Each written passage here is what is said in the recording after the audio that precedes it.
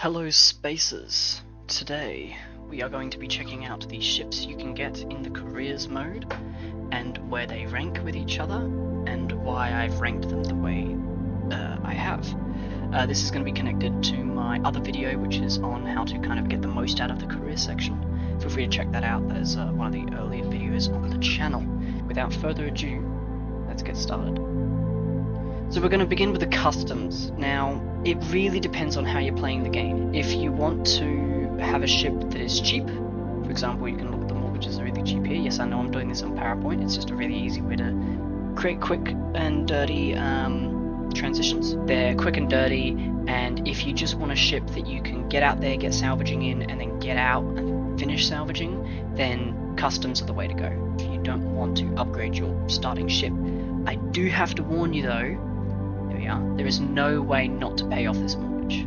So I highly recommend that if you are just going to get a cheap and dirty ship, get an EVA suit, find a ship that has a reactor and preferably a fuel tank for the reacting fuel, and then quickly fix that ship and then buy that ship from the kiosk, or buy it as soon as you can. But of course you're going to end up salvaging a majority of those good ships you come across to get the capital to mortgage a better ship.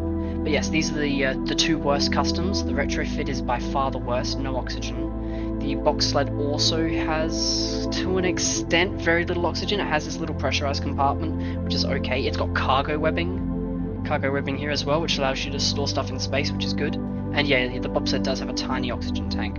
So this bit's oxygenized, but the rest isn't. And trust me, you will walk out into the airlock without oxygen. It'll happen to you. If you're gonna go for a cheap and dirty ship that you want to end up replacing, you can't beat the Volatile.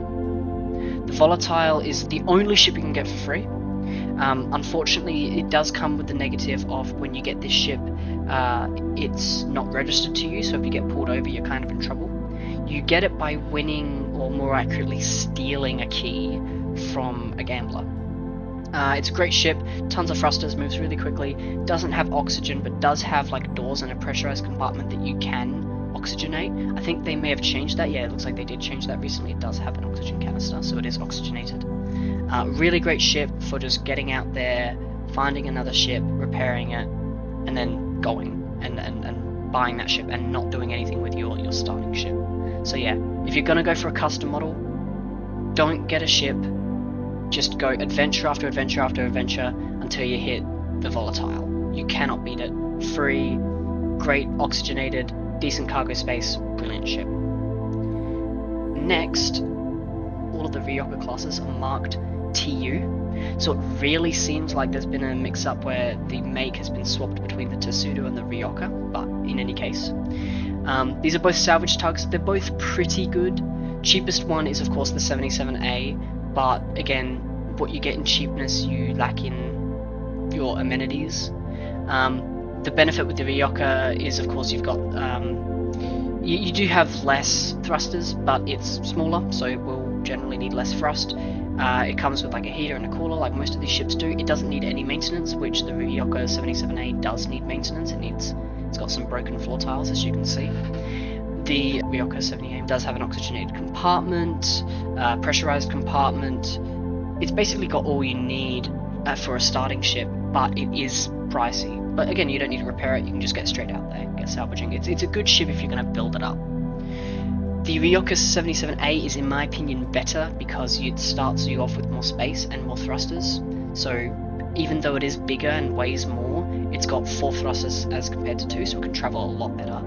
And it's still got the 2 storage, it's got a bigger battery, it's got another cooler. Yeah, it's just a really good ship for starting, and especially if you're going to build on the ship for the future.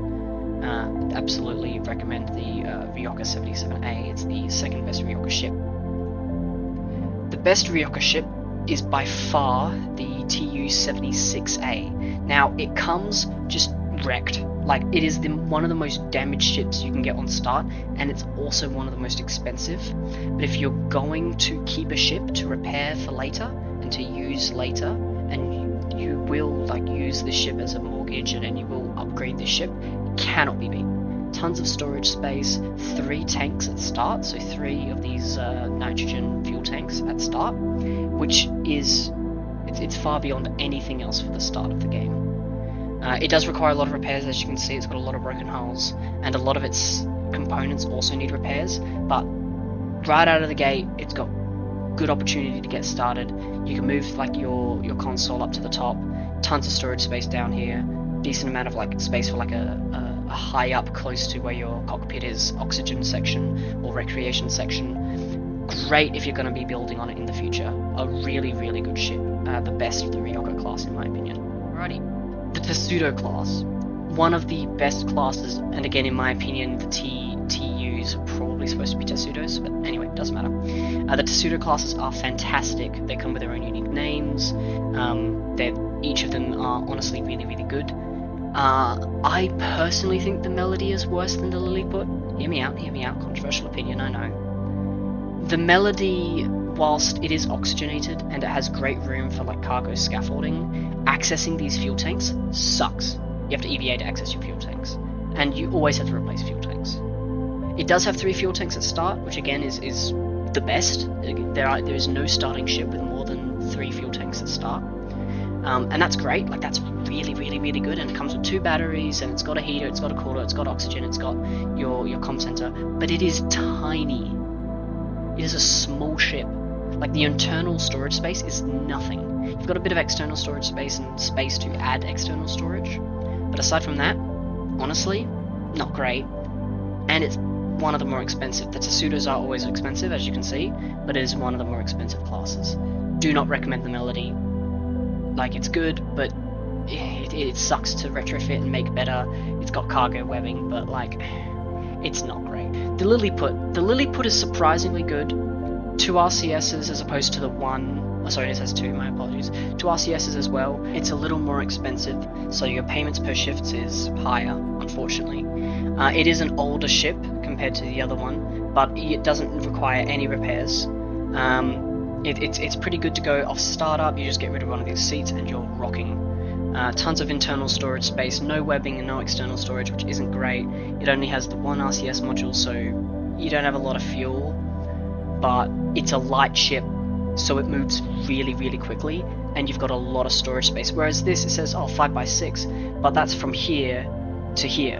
And obviously you've got all this null space, all this empty space, whereas this really is 4x5, like it's all space.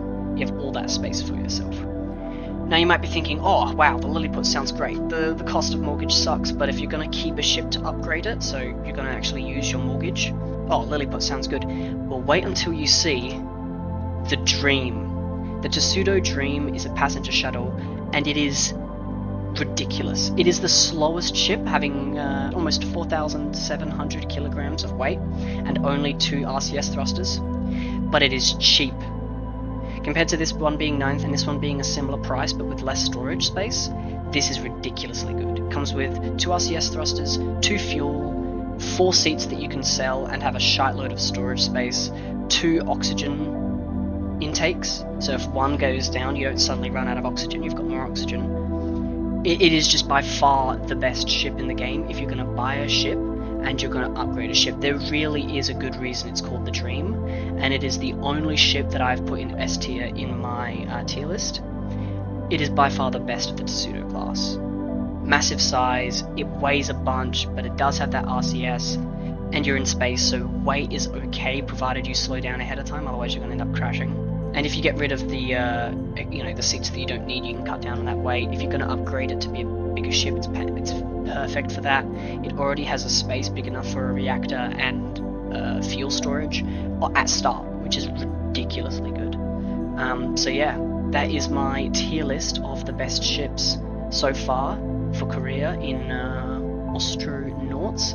Volatile is fantastic if you just want to get out there and get dirty and get a new ship and then pay off a new mortgage.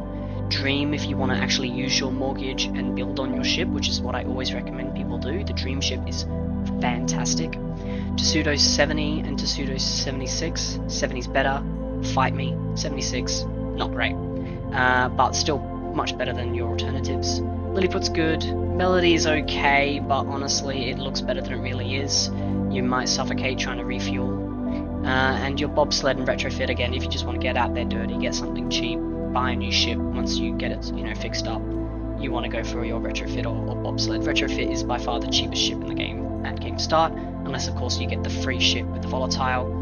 But before I end this, I will warn that you don't have, again, the license for the volatile, so you may end up losing your ship if you get pulled over by the cops. But hey, if you want to do an illegal run, volatile's the way to go. Thanks for watching, everyone.